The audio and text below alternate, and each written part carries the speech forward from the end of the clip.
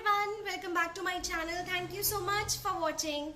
My name is Dr. Ritu Dayma. Welcome you all. आज की video है Organon of Medicine के Aphorism number 70 की, जिसे हम एक conclusive aphorism कह सकते हैं, या जिसे हम कह सकते हैं कि इस aphorism से सारा inference निकल कर आता है कि अभी तक हमने जो भी तीनों मोड ऑफ सिस्टम के बारे में पढ़ा, जो कुछ भी छोटी बड़ी नॉलेज हमने ली है इतने अफॉरिज्म्स में, उससे हमें क्या सीखने मिलता है आज इस अफॉरिज्म में हम जानेंगे. So it's a kind of conclusive aphorism जो अभी तक पढ़ा, क्योंकि अब 71 अफॉरिज्म से एक न्यू ऑर्गेनॉन का, जैसे कि हम कहें, एक न्यू कंसेप्ट स्टार्ट होने वाला है. तो आज इसको करके हम फिनिश कर लेते हैं. आई रियली होप आपको ये वीडियो अच्छी लगेगी, आपको आज भी हमेशा की तरह अच्छे से समझ आएगा. अगर किसी वीडियो में मेरे वॉइस का जो प्रॉब्लम रहता है, इशू रहता है, तो प्लीज बेयर विद इट. थोड़े दिन में मैं और वॉइस क्वालिटी को इम्प्रूव करने की कोशिश करूंगी, बट अभी फिलहाल जो मुझे वीडियोस डालने हैं, पोस्ट करने हैं, वो मैं करती रहूंगी जब तक उसका अरेंजमेंट नहीं हो रहा है. So please, I really hope that you kindly understand the thing and let's begin this video. And please do like share and subscribe my channel if you haven't subscribe it till yet.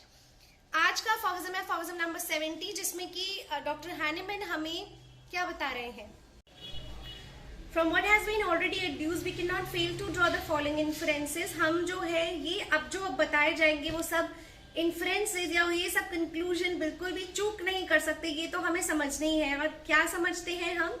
That everything of a really morbid character, हर चीज जिसका एक disease character है, and which ought to be cured, that the physician can discover in diseases, जो कि एक physician cure कर सकते हैं. discover in disease consists solely of the suffering of patient. किससे consist है? solely, अकेला, और कुछ नहीं. सिर्फ जो है वो patient की suffering है, patient की परेशानियां हैं, उनकी sufferings है. क्या? जो भी आप एक disease character का जितना भी कुछ देखते हो जिसे एक डॉक्टर ठीक करता है, वो क्या है? वो solely एक सफरिंग है पेशेंट की, उसकी एक बीमारी है. And the sensible alteration in his health, और क्या है? ये हेल्थ में कुछ ऑल्टरेशन है, बदलाव है. इन अ वर्ड अगर हम इसे कहें तो हम कहेंगे solely of the totality of symptoms. इसको हम क्या कह सकते हैं? Totality of symptom. जो भी की बदलाव है हेल्थ में, जो भी हेल्थ में बदलाव है, जो कुछ भी एक मॉर्बिड कैरेक्टर का दिख रहा है, वो सब कुछ क्या है? टोटालिटी ऑफ सिम्टम्स है. By means of which the disease demand the medicine requisite for its relief, जिसकी वजह से जो डिजीज है एक मेडिसिन की डिमांड करती है, जो कि मेडिसिन क्या करेगी? मेडिसिन करेगी, उसे रिलीफ देगी. उसको रिलीफ पाने के लिए जो भी मेडिसिन लगती है उसकी डिमांड करते हैं. ये totality of symptoms. whilst on the other hand, इसके अलावा जो every internal cause attributed to it, अब इसका भी जो एक इंटरनल कॉज बताया गया है कि ये जो टोटालिटी ऑफ सिम्टम दिख रही है, इसका एक इंटरनल कॉज है. एवरी ओकल्ट क्वालिटी, खराब क्वालिटी का जो कुछ भी है, इमेजिनरी मॉर्बिफिक प्रिंसिपल, मटीरियल मॉर्बिफिक प्रिंसिपल, कोई जड़ चीज जो कि सिर्फ इमेजिनरी है, जो इन टोटालिटी ऑफ सिम्टम्स को कॉज कर रही है, वो कुछ नहीं है, वो महज एक भ्रम है, वो महज एक सपना है.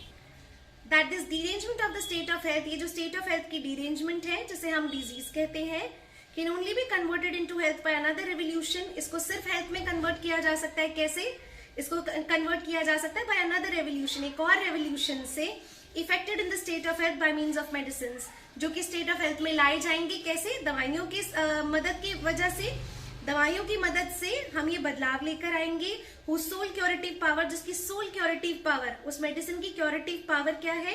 consequently can only consist in altering man's state of health, जो कि ये पावर रखती है, जो ये क्षमता रखती है. उसकी क्योरिंग पावर क्या है मेडिसिन की?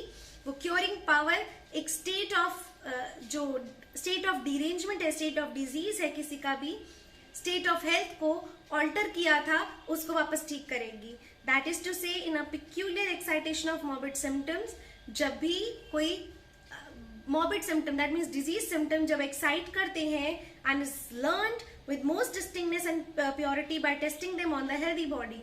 तो जब भी कोई डिजीज सिम्टम्स एकदम से पिक्यूलियर एक्साइट करते हैं, पिक्यूलियर सिम्टम्स, उसको कैसे समझा जा सकता है? उसको समझा जाता है मोस्ट डिस्टिंक्टनेस, बड़ी शार्पनेस के साथ, प्योरिटी के साथ, by testing them on healthy human body, जिसकी बात की गई, ड्रग प्रूविंग जैसे की जाती है हेल्दी ह्यूमन बॉडी में प्रूव करके। That according to all experiences, और क्या इन्फरेंस मिलता है कि हर एक एक्सपीरियंस, अनुभव से, एक natural disease can never be cured by medicine. एक नेचुरल डिजीज को कभी भी आप मेडिसिन से क्योर नहीं कर सकते। That possess the power of producing in the healthy individual an alien morbid state, dissimilar morbid symptoms जो क्रिएट करती है, ऐसी किसी भी मेडिसिन से आप किसी नेचुरल डिजीज को ठीक नहीं कर सकते। अगर जो मेडिसिन आप यूज कर रहे हैं वो dissimilar morbid symptom, dissimilar disease symptom create करती हो, तो differing from that of the disease to be cured, never therefore by an allopathic mode of treatment. और ऐसे भी किसी दवा से ठीक नहीं कर सकते जिसका कोई रिलेशनशिप ही नहीं हो, डिफरिंग, जिसका पूरा डिजीज के साथ एक डिफर करता हुआ रिलेशनशिप हो, उससे भी आप ठीक नहीं कर सकते, ब्रैकेट में allopathic mode of treatment. And that even in nature no cure ever takes place in which an inherited disease is removed, annihilated and cured by the addition of another disease dissimilar to it, be the new one even so strong। एक और इन्होंने बताया, एक और से natural disease आप कभी भी क्योर नहीं कर सकते, वो क्या है, इवन इन नेचर, प्रकृति में कोई क्योर आज तक नहीं हो पाया है, इन विच, जिसमें कि इनहेरिटेड डिजीज रिमूव हो गए हो, नष्ट हो गए हो और क्योर हो गए हो। इनहेरिटेड डिजीज था, कुछ आपने फेमिलियल चल रहा था, कोई कॉन्जेनाइटल डिजीज है, इनहेरिटेड डिजीज है, आपने लिया उसको, कभी भी इवन प्रकृति में कोई भी चीज उसे बदल नहीं सकती, नष्ट नहीं कर सकती, रिमूव नहीं कर सकती, क्योर नहीं कर सकती by the addition of another disease dissimilar to it. एक डिसिमिलर डिजीज उसकी बॉडी में डाल के, चाहे क्यों ही ना वो डिसिमिलर डिजीज बहुत स्ट्रॉन्गर हो। पहले एक इनहेरिटेड डिजीज है, उसको आप कभी भी ठीक नहीं कर सकते, रिमूव नहीं कर सकते, नष्ट नहीं कर सकते। अगर आप एक डिसिमिलर डिजीज डाल रहे हो, डिसिमिलर, और आप सोचो कि अगर हम स्ट्रॉन्गर वन डाल रहे हैं डिसिमिलर, तो ये वाला वीकर पड़ जाएगा और इसको निकाल देगा। लेकिन डिसिमिलर है अगर दोनों, तो भले ही ये स्ट्रॉन्गर हो, ऐसी कोई भी दवा कितनी ही क्योरिंग पावर रखती हो, लेकिन वो क्योर नहीं कर पाएगी। That more over all experiences proves that, सारे एक्सपीरियंसेस क्या शो करते हैं, by means of the medicine that have a tendency to produce in the healthy individual an artificial morbific symptom antagonistic to the single symptom of the disease sought to be cured, the cure of the long-standing affection will never be affected, but merely a very transient alleviation, always followed by its aggravation, and that in a word, this antipathic and merely palliative treatment in long-standing diseases of a serious character is absolutely inefficacious। Again वही same language, हर एक experience prove करता है कि bye means of medicine, एक medicine आपने इस्तेमाल की जिसकी टेंडेंसी है एक हेल्दी इंडिविजुअल में आर्टिफिशियल मॉर्बिफिक सिम्टम क्रिएट करना, लेकिन वो कैसे होंगे, एंटेगोनिस्टिक होंगे। हर एक सिम्टम, एक सिंगल सिम्टम के एंटेगोनिस्टिक, एक सिंगल सिम्टम कॉन्स्टिपेशन, उसका एंटेगोनिस्टिक डायरिया, ऐसे आप दे रहे हैं। तो लॉन्ग स्टैंडिंग केसेस में, अफेक्शन में, वो कभी भी किसी को रिलीफ नहीं देगा, सिर्फ एक थोड़ी देर का थोड़ा पैलिएशन करेगा, आराम देगा, और उसके बाद वर्स कर देगा सिचुएशन को। तो मेरली पैलिएटिव अगर लॉन्ग स्टैंडिंग केसेस में दिए जाते हैं तो वो एब्सोल्युटली किसी भी काम के नहीं है। That however the third and the only other possible mode of treatment, अब यहाँ होम्योपैथी के बारे में बताया जा रहा है कि third and only most possible या ओनली पॉसिबल मोड जो है ट्रीटमेंट का homeopathy, in which there is employment for the totality of symptom of a natural disease, a medicine capable of producing the most similar symptom possible in the healthy individual, में जो most similar symptom होते हैं totality of symptoms के against most similar symptom लिए हैं, एक suitable dose में दिए जाए, is the only efficacious remedial whereby diseases which are purely dynamic, deranging irritation of the vital force are overpowered and being thus easily, perfectly and permanently extinguished must necessarily cease to exist। So homeopathy दिया एक suitable dose में दे रहे हैं, और कैसे diseases की बात कर रहे हैं जहां डायनेमिक डीरेंजिंग इरिटेशन है वाइटल फोर्स की, ओवरपावर करेंगे उसे और इजीली, परफेक्टली और परमानेंटली बॉडी से निकाल देंगे, must necessarily cease to exist, और फिर वो वहां पर एग्जिस्ट करेगा ही नहीं।